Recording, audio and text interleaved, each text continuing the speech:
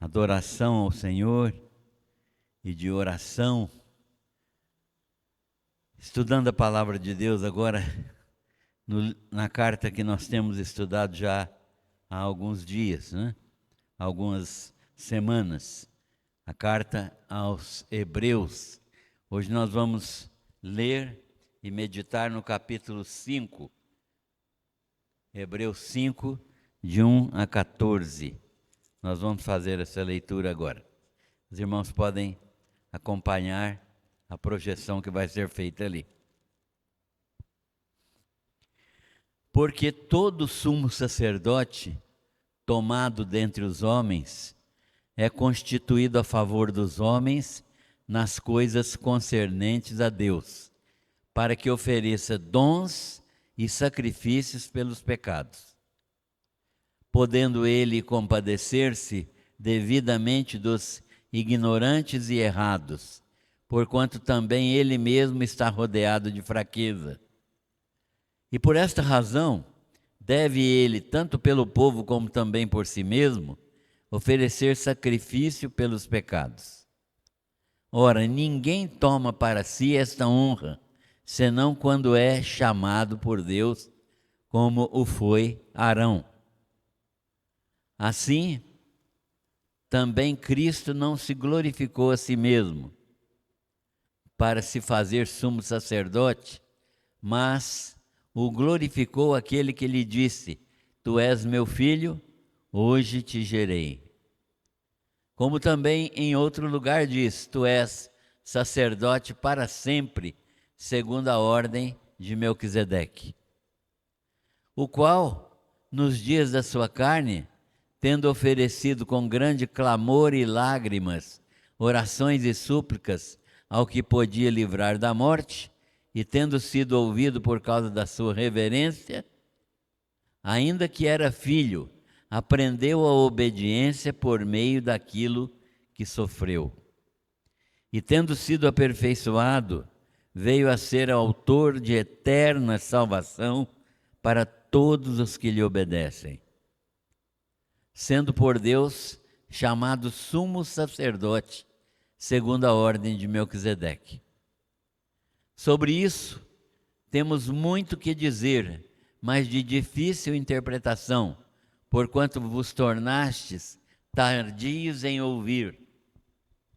Porque devendo já ser mestres, em razão do tempo, ainda necessitais de que se vos torne a ensinar os princípios elementares dos oráculos de Deus, e vos haveis feito tais que precisais de leite e não de alimento sólido. Ora, qualquer que se alimenta de leite é inexperiente na palavra da justiça, pois é criança. Mas o alimento sólido é para os adultos, os quais têm, pela prática, as faculdades exercitadas para discernir tanto o bem como o mal. Que Deus abençoe o estudo da sua palavra nesta noite, para compreendermos aquilo que Ele deseja que nós conheçamos. Amém. Muito bem. Senhor, mais uma vez nós te pedimos que o Senhor fale ao nosso coração por meio desta carta que foi endereçada aos hebreus cristãos, que nós possamos aplicar na nossa vida os ensinos que foram destinados a estes irmãos, e que esta palavra nos exorte a levar uma vida de retidão, de santidade e de crescimento espiritual na tua presença. Nós oramos em nome de Jesus. Amém. A carta, a epístola doutrinária, Essa carta, na verdade, é uma epístola. O que é uma epístola? É um tratado doutrinário sob a forma de carta, mas, na verdade, é um tratado doutrinário. O autor de Hebreus está tecendo a doutrina da plena suficiência de Cristo. O que o autor de Hebreus está fazendo aqui é dizer para os hebreus: para os crentes judeus, aqueles judeus que tinham se convertido ao cristianismo. Ele está dizendo para eles: olha, Jesus é absolutamente suficiente para realizar a salvação de vocês, e não há necessidade de nenhum outro meio, de nenhuma outra pessoa, de nenhum outro tipo de ajuda para operar a salvação. Então, esta carta fala da plena suficiência do sacrifício de Jesus. Então, essa epístola é uma epístola doutrinária, uma carta endereçada aos hebreus cristãos, né? Aqueles crentes que vinham do judaísmo. No início da igreja, logo nos primeiros anos da igreja, nos primeiros 7, 8 anos da igreja, a igreja era constituída quase que 100% de judeus convertidos. A igreja era constituída de quase totalidade de judeus convertidos. Então, eles, muitas vezes, alguns deles, ou muitos deles, às vezes, em face das perseguições que começaram a ocorrer logo no início do cristianismo, e eles tiveram que fugir da Judéia e da Palestina, eles começaram então a se preocupar em preservar a sua vida, e eles estavam sendo perseguidos tanto pelos judeus, porque tinham abandonado o judaísmo, quanto pelos romanos, porque eles estavam pregando que Jesus Cristo é Senhor, quando os romanos diziam que César, o imperador, era o Senhor. Então, eles estavam prensados, né? Dos dois lados eles estavam apertados. E, na verdade, essa carta é a defesa da superioridade do sacerdócio de Cristo sobre o sistema sacrificial mosaico, e um apelo extremamente bem embasado a que os judeus cristãos permanecessem firmes em Jesus Cristo.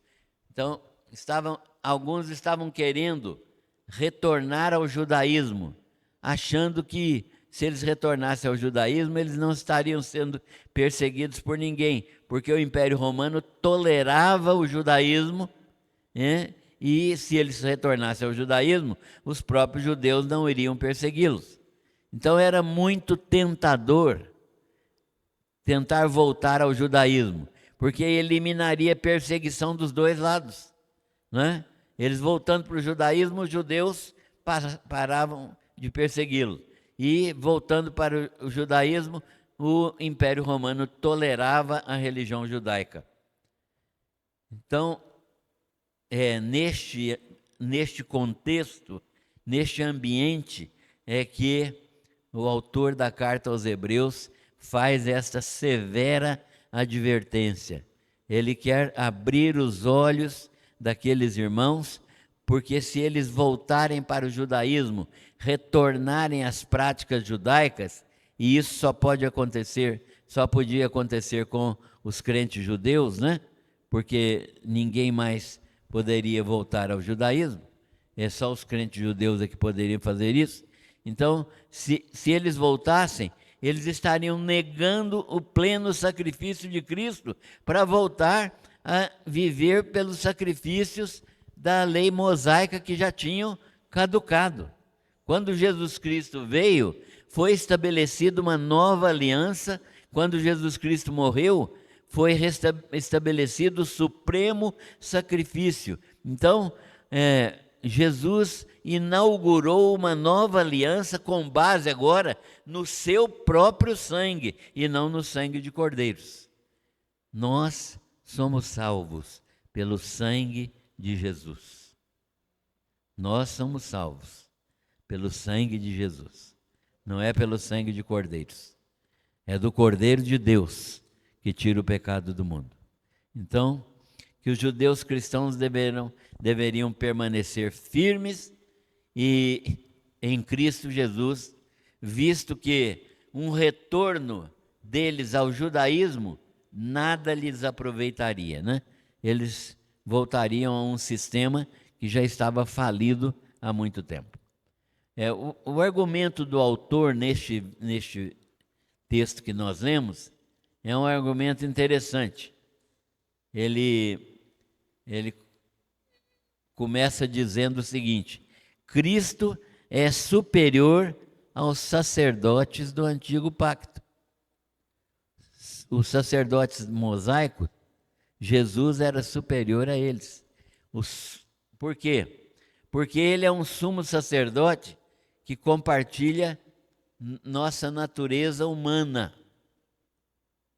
Jesus é um sumo sacerdote que compartilha a nossa natureza humana. Ele veio em carne. Jesus veio em carne. Então, Deus se encarnou na pessoa de Cristo e veio a este mundo, não é? Então, o primeiro aspecto que o autor salienta é esse, né? Ele é um sumo sacerdote que compartilha a nossa natureza humana. Então, ele sabe exatamente qual é a nossa fraqueza, qual é o nosso problema, onde é que nós não... por que nós não temos condições de vencer o pecado? Por isso ele precisa morrer no nosso lugar para vencer o pecado. Segundo, porque ele foi tentado em tudo sem pecado. Então, Jesus não caiu do céu simplesmente e morreu lá na cruz, não. Ele passou 33 anos neste mundo, e ele passou por este mundo e foi tentado em tudo. O texto bíblico fala claramente, nós vimos isso, né? Ele foi tentado em tudo e foi em todos os aspectos foi vitorioso. Ele foi tentado em tudo, porém sem pecado. Terceiro argumento do apóstolo, do autor da carta, porque ele penetrou os céus, abrindo um novo e vivo caminho. Jesus não ficou aqui depois da morte. Ele ressuscitou e voltou para o céu. E assim, ele abriu um novo e vivo caminho, certo? Então, os sacerdotes da antiga aliança, os sacerdotes do pacto mosaico, não podiam fazer nada disso, eles morriam e tinham que ser substituídos por outro. E aquele morria e era substituído por outro, e assim sucessivamente. Sempre que morria um sumo sacerdote, outro ocupava o seu lugar, porque eles morriam, eles eram imperfeitos e eles não tinham vitória sobre a morte. Mas Jesus é um sumo sacerdote absolutamente perfeito, porque ele penetrou os céus, abrindo um novo e vivo caminho pela ressurreição.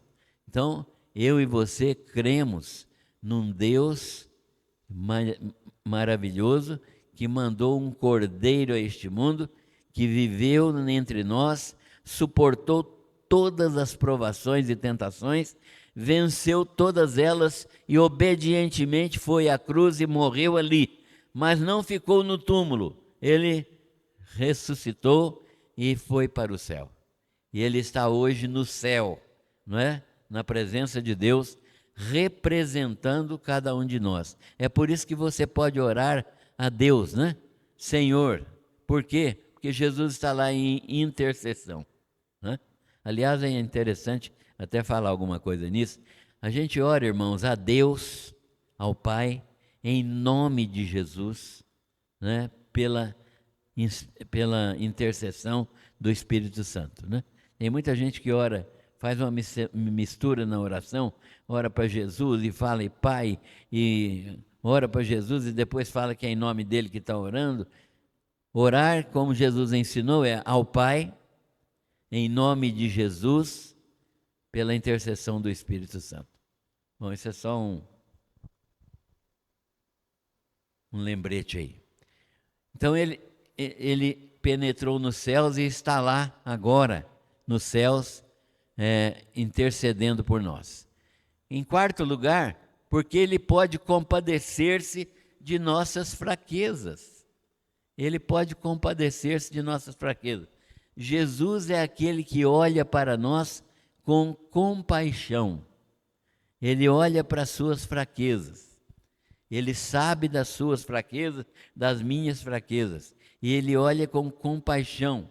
Ele é conhecedor da nossa natureza, porque ele também tinha e tem ainda hoje natureza humana. Jesus está no céu com duas naturezas: a natureza divina, que é eterna, e a natureza humana, que ele tem porque se encarnou aqui, e ele tem então duas naturezas, uma pessoa com duas naturezas.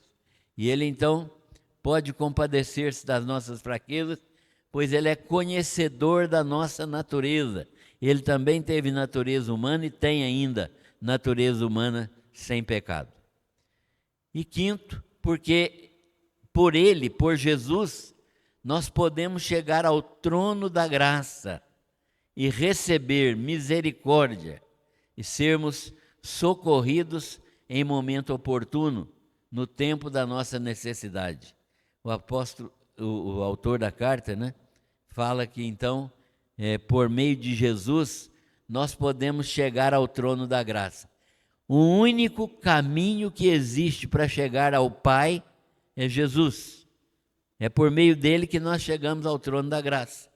Então, nós oramos a Deus Pai, em nome de Jesus, porque ele é o intermediário único que existe entre nós e Deus. E oramos às vezes sem saber direito, mas o Espírito Santo, segundo o apóstolo Paulo, interpreta as nossas orações. Apresenta as nossas orações do modo correto diante de Deus, não é? Então, isso nos ajuda a orar. Nós não sabemos orar como convém, mas o Espírito Santo intercede por nós com gemidos inexprimíveis. Porque por ele, por Jesus, podemos chegar ao trono da graça e receber misericórdia. O que nós estamos fazendo aqui hoje é, coletivamente, chegarmos ao trono da graça. Muita gente perde essa oportunidade. Essa igreja poderia estar com muito mais gente aqui, aproveitando a oportunidade de coletivamente estarmos chegando ao trono da graça. Mas estamos perdendo essa oportunidade. E é uma oportunidade de ouro, não é? Quando nós deixamos de chegar ao trono da graça, nós deixamos de receber bênçãos do Senhor. Então, ele fala que por ele nós podemos chegar ao trono da graça, receber misericórdia. Deus é misericordioso para aqueles que se aproximam dele em nome de Jesus. Quando você fala em nome de Jesus para Deus, e é uma palavra verdadeira, uma palavra sincera, Deus olha para você com misericórdia. Deus olha para você com graça, com misericórdia. Então, ele olha conhecendo as nossas fraquezas, né? E nós somos socorridos no momento oportuno, no tempo da nossa necessidade. Deus nos socorre no momento oportuno. Agora, o que é o momento oportuno aqui? O momento oportuno aqui é quando Deus age na nossa vida de acordo com a sua vontade, não é? Não é do jeito que eu quero, mas do jeito que Deus determina, do jeito que Ele quer. Segundo aspecto, segundo argumento do autor, Cristo é superior por causa da sua origem e constituição. Cristo é superior por causa da sua origem e sua constituição. Então ele diz, primeiro, o sacerdócio judaico era simplesmente um homem que era escolhido para representar os demais na sua relação com Deus. O sacerdócio judaico era assim, não é? Então, uma pessoa, um homem, era de mais de 30 anos, era escolhido para representar as demais pessoas diante de Deus. E ele representava então o intermediário entre Deus e os homens. Os demais eram representados por ele na sua relação com Deus.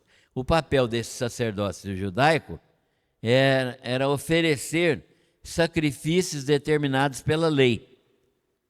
E o que eram esses sacrifícios? Eram animais que eram mortos, né, e o sangue derramado em favor dos homens pecadores, ignorantes e errados, né?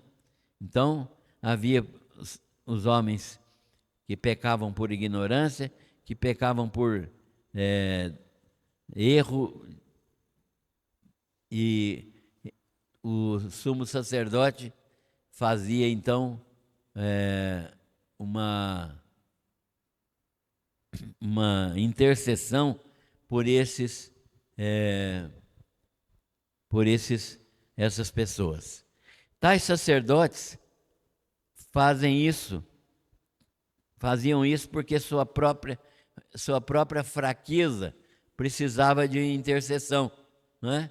Então, o sacerdote judaico, ele tinha que apresentar sacrifícios pelos erros do povo, pecados do povo, e pelo seu próprio pecado, porque ele também era imperfeito. Ele também era pecador.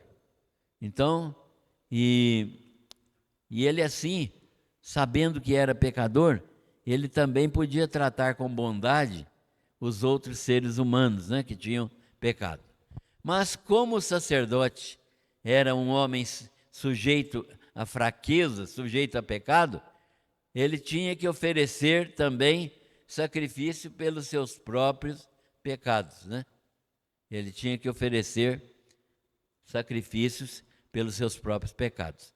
Por isso é que, de ano em ano, no dia da expiação, o sacerdote judaico entrava no Santo dos Santos uma vez por ano. Ninguém entrava no Santo dos Santos, a não ser o sumo sacerdote, porque ali era o lugar da habitação de Deus, era o lugar onde Deus aparecia, e ele, uma vez por ano, entrava ali com um sacrifício para oferecer pelos pecados do povo e pelos seus próprios pecados.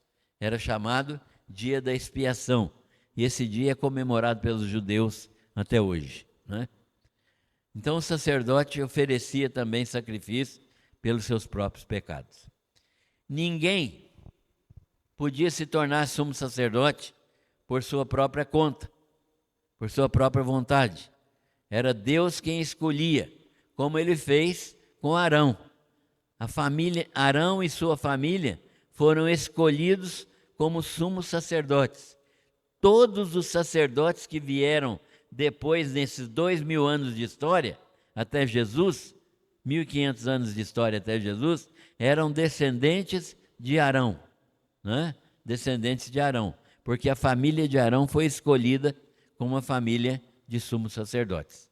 Era Deus quem escolhia, não era qualquer um que escolhia. Então ninguém podia se tornar sumo sacerdote, a não ser por escolha de Deus, né? Deus escolheu. Assim, desta maneira, o próprio Cristo, o próprio Jesus, não tomou para si a honra de se tornar sumo sacerdote, mas ele foi escolhido pelo próprio Deus. Foi escolhido pelo próprio Deus. O próprio Deus determinou que ele fosse sumo sacerdote. E nós vemos isso no livro dos Salmos, né? Salmo 2, versículo 7, quando Deus fala com ele: Tu és meu filho, hoje te gerei, né? E no Salmo 110, no versículo 4, quando ele diz: Tu és sacerdote para sempre, segundo a ordem de Melquisedeque. Então, Jesus foi escolhido pelo Pai para ser o sumo sacerdote. E enquanto esteve neste mundo, enquanto ele esteve aqui, encarnado, ele enfrentou as provações deste mundo. E a Bíblia diz que ele enfrentou as provações deste mundo com clamor, com súplicas, orando com lágrimas, para quê? Para ser livrado da morte, né? A morte, né? O texto bíblico está lá, o qual nos dias de sua carne ofereceu com grande clamor e lágrimas, orações e súplicas ao que eu podia livrar da morte, e tendo sido ouvido por causa da sua reverência, né? Ele foi ouvido, só Deus é que poderia ouvi-lo, e Deus ouviu em razão de sua perfeita obediência. Por que é que Deus ouviu o clamor de Jesus e o livrou da morte? Livrou da morte por quê? Porque o ressuscitou, não é? Então ele morreu fisicamente, mas foi ressuscitado. Porque ele foi perfeito em obediência. A nossa salvação foi conquistada pela obediência de Jesus. Nós precisamos entender isso, não é? A lei mosaica foi plenamente cumprida em Cristo. Tem muita gente, a gente ouve isso de vez em quando, que você não precisa mais obedecer à lei. A lei caducou. Será que isso é verdade? Então você pode matar, você pode adulterar, você pode furtar, você pode dizer falso testemunho. Isso é lei. Então, o que nós precisamos entender? Nós não precisamos obedecer mais à lei para a nossa salvação, porque pela obediência à lei, ninguém pode ser salvo. Por causa do quê? Porque todos nós quebramos a lei. Mas, depois de salvos e cheios do Espírito Santo, nós temos poder para obedecer à lei. E nós devemos andar em obediência à lei, porque a lei de Deus é perfeita. Paulo diz aos Romanos que o mandamento é santo, puro e bom. Nós não somos salvos pela obediência à lei, mas salvos que somos é para andar em obediência à lei. Entenderam isso aqui? Então, nós não temos que guardar dias e guardar dietas e fazer isso ou fazer aquilo que pela lei. Por quê? Porque nós já fomos libertados desta razão de obedecer a lei para ser salvo. Nós já fomos salvos pela graça. Por quê? Agora, por que Deus nos salva pela graça? Porque Jesus cumpriu a lei. Alguém tinha que cumprir a lei. Nós não cumprimos, nem antes e nem agora. Mas Jesus cumpriu plenamente a lei. Então Deus se obrigou a nos salvar por causa da obediência de Cristo. Deus tem que realmente nos salvar. Por quê? Porque Cristo obedeceu plenamente a lei. É por direito que nós somos salvos. Direito de quem? De Jesus. Entenderam isso aqui, irmãos? Isso aqui é fundamental. Senão a gente não entende por que a gente foi salvo. É porque Jesus tem o direito de nos salvar. Por quê? Porque Ele cumpriu tudo aquilo que era necessário cumprir para nos dar a salvação. Então, esse texto aqui de Hebreus fala exatamente isso, né? Mesmo sendo filho de Deus, né? Ele é superior a todos por sua perfeita obra redentora. Mesmo sendo filho de Deus, como homem, ele aprendeu a obediência por meio daquilo que sofreu. Então, Jesus aprendeu a obedecer na forma humana por aquilo que ele sofreu, pelas suas limitações neste mundo. E tendo sido aprovado por quê? Porque ele foi provado em obediência à lei e foi aprovado, ele passou completamente sem erro pelo teste da lei. tendo sido aprovado nesta experiência e passado por ela com absoluta perfeição, conquistou o direito e a autoridade para ser autor da salvação eterna para todos que lhe obedecem. Então nós somos salvos porque Jesus tem o direito de nos salvar. Por que ele tem direito de nos salvar? Porque ele cumpriu todas as exigências da lei. Todas. E agora, nós devemos também, na medida que nós tomamos consciência disso, andar em obediência à lei. Não para ser salvo, porque ele já nos salvou, mas porque isso é vontade de Deus. É vontade de Deus que eu cumpra a palavra dele, que eu cumpra os mandamentos dele, não é? Então, nós sabemos que devemos andar em obediência à palavra. E Jesus foi escolhido por Deus para ser sacerdote, segundo a ordem de Melquisedeque. Então, por que ordem de Melquisedeque? Porque os sacerdotes antigos eram da ordem levítica, era da ordem de Arão, era da tribo de Levi, da ordem de Arão. Esse sacerdócio caducou, porque ele não pôde aperfeiçoar ninguém, certo? Não pôde aperfeiçoar ninguém. Ele simplesmente revelava o pecado. Mas agora Jesus é um outro sacerdote de uma outra ordem. Ele nem é da tribo de Levi, ele é da tribo de Judá. Então, ele é um sumo sacerdote da ordem de Melquisedeque. Na semana que vem, nós vamos falar sobre esse Melquisedeque, por que Jesus é da ordem de Melquisedeque. Mas é uma outra ordem sacerdotal e é uma ordem eterna. Então, ele foi escolhido por causa disso. Jesus não é igual aos sacerdotes judaicos. Ele é superior a esses sacerdotes. O autor agora censura os hebreus. Esse assunto, ele fala para os hebreus, este assunto é muito importante.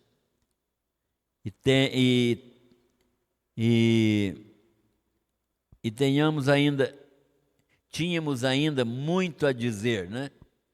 Tínhamos ainda muito a dizer, mas não podemos fazê-lo agora.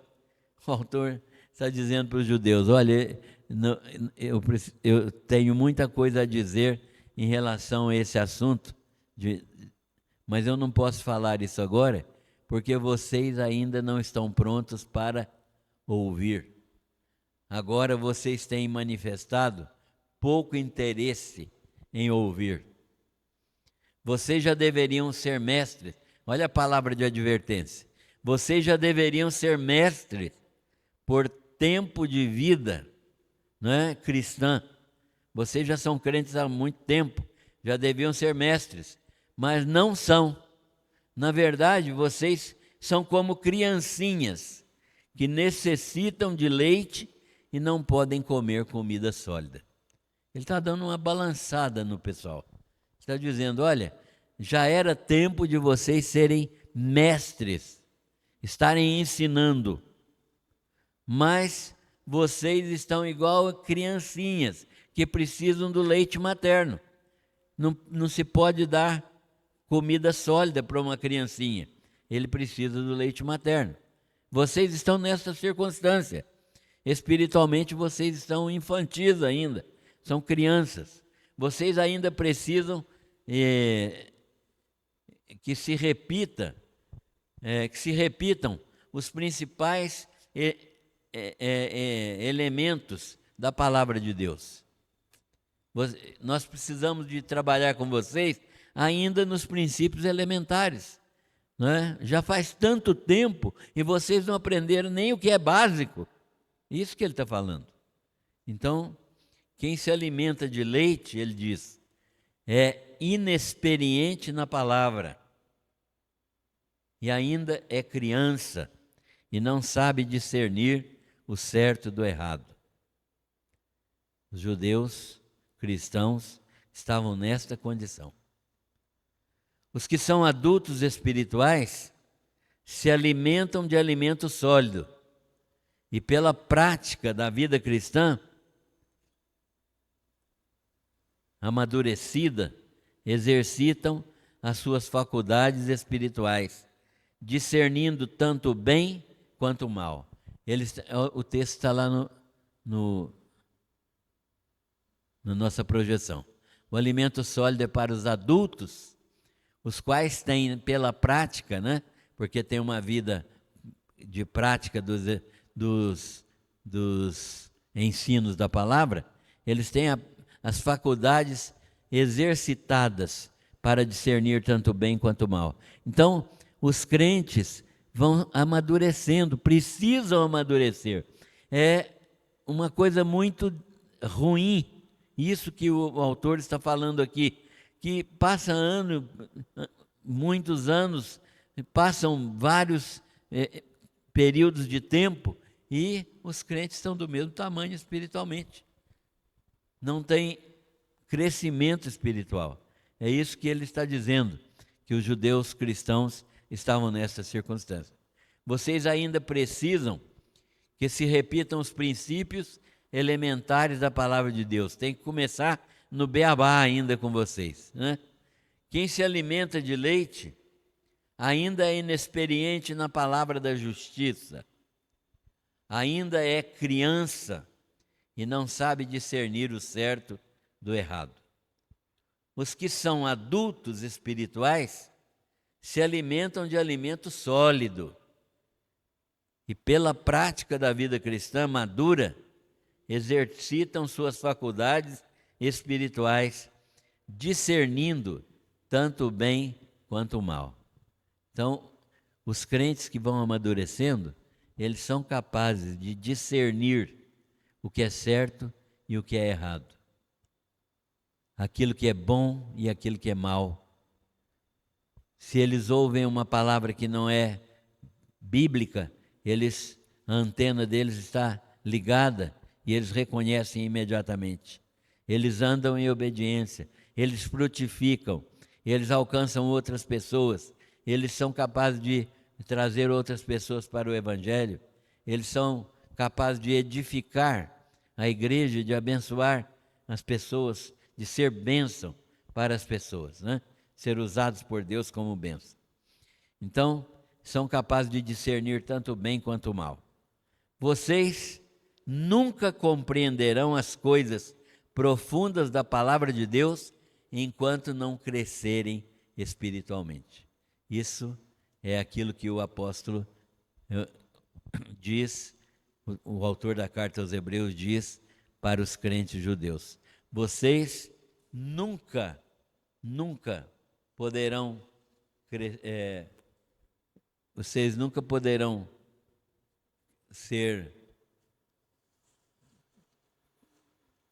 entender as coisas profundas da palavra de Deus enquanto não crescerem espiritualmente.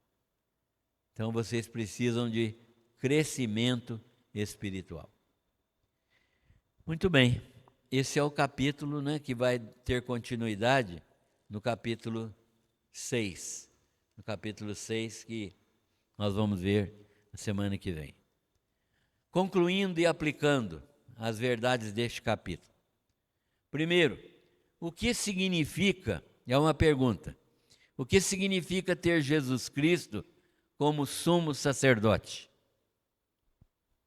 Se a gente fala, né, Jesus Cristo é meu sumo sacerdote, mas o que isso significa? Então, isso significa que há um intermediário, um mediador, uma pessoa que se coloca entre mim e Deus, né? Entre nós e Deus, e que seu ministério atual é de perdoar os nossos pecados e fraquezas e nos apresentar inculpáveis diante de Deus. Entenderam o que foi falado aqui? O que nós entendemos com o significado de sumo sacerdote? Uma pessoa, uma única pessoa, que é capaz de ser mediador entre Deus e os homens, o pecador, entre nós e Deus, e que tem um ministério atual. Qual é o ministério de Jesus hoje? É de perdoar os nossos pecados. Se confessarmos os nossos pecados, Ele é fiel e justo para nos perdoar os pecados e nos purificar de toda injustiça. Então Ele está lá no céu fazendo isso, né? Fazendo isso, perdoar nossos pecados e fraquezas. E o que Ele faz mais? Nos apresenta inculpáveis diante de Deus. Eu chego a Ele culpado, peço perdão, Ele me perdoa e me apresenta a Deus como inculpável, como se eu não tivesse culpa nenhuma. Entenderam, irmãos, isso aqui? Que coisa maravilhosa. Você é apresentado a Deus por Jesus inculpável. Inculpável. Deus, vou falar uma coisa aqui, não é heresia não, é conhecimento da palavra só. Deus não pode condenar alguém que Jesus apresenta para ele. Não pode. Por quê? Porque Jesus morreu por aquela pessoa e perdoou os seus pecados. Não há possibilidade alguma de Deus condenar alguém que Jesus apresenta a ele como perdoado dos seus pecados. Isso é uma garantia absoluta de segurança de salvação, né? Ninguém pode perder a sua salvação nessa condição aqui. Segunda pergunta: como Jesus conquistou nossa salvação? Jesus conquistou nossa salvação pela sua perfeita obediência. Isso, incluindo inclusive a sua morte. Ele foi o perfeito e imaculado Cordeiro. Foi a obediência de Jesus, isto é, a obra que ele realizou e a obediência até a morte que conquistou a nossa salvação. Ele tem direito e autoridade para nos salvar. E terceiro e penúltimo, o sacerdócio de Jesus Cristo é perfeito. Por que o sacerdócio de Jesus Cristo é perfeito? Porque é eterno e porque é inerrante. Não pecou. Ele é eterno. Ele não é um sacerdócio da ordem de Arão, né? Não é um sacerdócio levítico, porque não necessita de purificar os próprios pecados, né? Jesus não precisa purificar os seus pecados. Por quê? Porque ele nunca pecou, né? Ele nunca pecou. Então, ele é o perfeito sacerdote que pode nos apresentar diante de Deus, porque ele não necessita de purificar os próprios pecados e porque é o sacerdote e o cordeiro. Ele é ao mesmo tempo o sacerdote e o cordeiro, porque é um sacrifício irrepetível. É um sacrifício que não precisa repetir. O sacrifício do sacerdócio arônico precisava de ser diário. Diário. O sacrifício de Cristo é único, irrepetível, nunca mais precisa ser repetido. E é por isso suficiente. Quando nós falamos que Jesus Cristo é nosso único e suficiente Salvador, é por causa disso, porque não precisa repetir nenhuma vez o seu sacrifício. E aí uma pergunta para cada um aqui, cada um tem que responder por si. Você se alimenta de leite ou de alimento sólido? Os judeus, para quem o autor da carta estava escrevendo, se alimentavam de leite. Nós também precisamos de definir se nós vamos continuar nos alimentando de leite ou de alimento sólido, né? O crente precisa crescer e se alimentar de alimento sólido. né, da palavra de Deus, ultrapassar os limites de criança e começar a caminhar como adulto, né? Muito bem. Que Deus nos permita crescer espiritualmente para atingirmos aquilo que o apóstolo Paulo fala aos Efésios, a estatura de varão perfeito, né? É isso que Deus deseja para cada um de nós. Deus abençoe a todos. Amém.